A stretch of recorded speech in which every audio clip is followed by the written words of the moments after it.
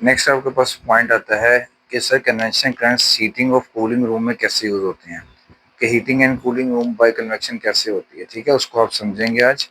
अच्छा, अब heating and cooling room by convection में समझाता है कि sir in winter gas heaters are often used. Winters में क्या होता है, गैस हीटर जो है वो हम लोग यूज करते हैं। कब क्या होता है, when the heater is turn on it warms the air near it, the warm air becomes light dense and rises towards the ceiling.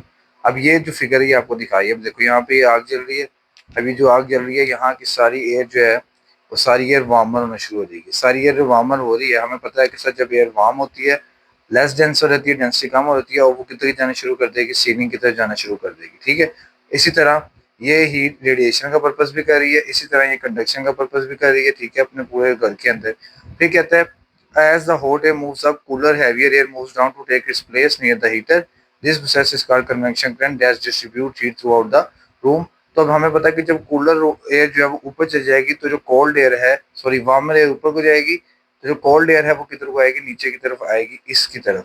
तो इस तरह क्या होगा, पूरा रूम एक ही बार में जो आहिस्ता आहिस्ता जो है रूम हमारे पास क्या हो जाता है, वो इजीली तौर पे गर्म हो जाता है। ठीक है, इसमें convection around Windows and doors cold air. ठीक है, यहाँ पे बेसिकली विंडोज के पास वो जगह जहाँ से एयर आ रही है वहां पे जाहिर सी बात है कोल्ड एयर होगी। तो जब ये हीटअप होता है तो रेडिएशन कन्वेक्शन दोनों के जरिए पूरा रूम इस तरह कहता है कि कलेक्ट हो जाता है। ये हमने अक्सर ओल्ड होम्स जो होते थे, बड़े बड़ी कोठियाँ, उसमें ये देखा हुआ सिस्टम कि उनके ड्राइंग रूम में, टीवी रूम जिसको हम कह सकते हैं, वहाँ पे ये इस तरह लकड़ी जल रही होती है तो वो सारी हीट ट्रांसफर कर रही होती है। कहता है कि similar effect is applied during summer when air condition is used to cool the room.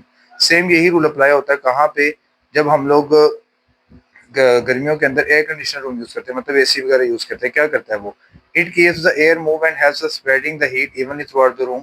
वो क्या करता है कि आपको पता है एसी का काम करता है, एसी आपके कमरे से सारी हीट खींच लेता है और उसको बाहर एग्जॉस्ट कर देता है और फिर सारा टेम्परेचर डाउन कर देता है। That is why rooms gradually become cooler without needing fans.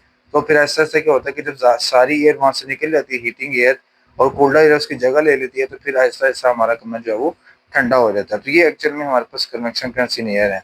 इसके बाद अगर आप समझोगे mechanism of house hold water system में, कि वाटर सिस्टम के अंदर कन्वेक्शन कैसे हेल्प आउट करिए, जिसको हम गीजर वगैरह भी कहते होते हैं। कहता है in most homes hot water is provided using storage tank water heater. ये स्टोरेज टैंक वाटर हीटर है आपके पास। ठीक है, गीजर की तरह आपको लग रहा है, ये बड़े गीजर है, पुराने गीजर थे। The system works by bringing cold water into the house through pipes. ठीक है, क्या किया जाता है जी, पाइप्स के जरिए ठंडा पानी घरों में लेके आया जाता है। Where it splits into two lines, जहां पे आके वो दो हिस्सों में डिवाइड हो जाता है, one for cold and one that goes into water heater.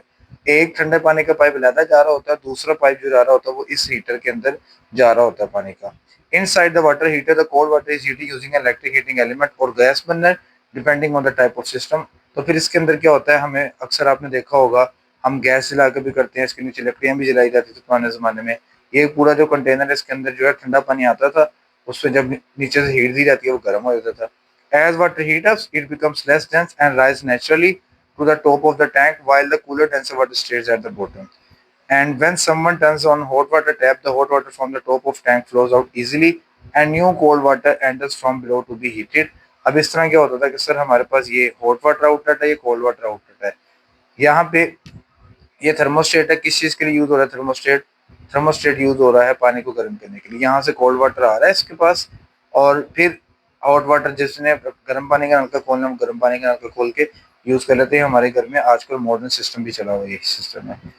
तो फिर thermostat inside the tanks control the heating element और gas burner ensuring the water stays at temperature. तो ये जो पूरा प्रोसेस है हमारे पास mechanism of household hot water system जो है, कि कैसे आपके पास वाटर जो है गर्म किया जाता है कन्वेक्शन के पर्पज के जरिए। ठीक है, ये आपके पास दो एप्लीकेशन हमारे पास लास्ट रह गई जो मैंने आपसे डिस्कस की है।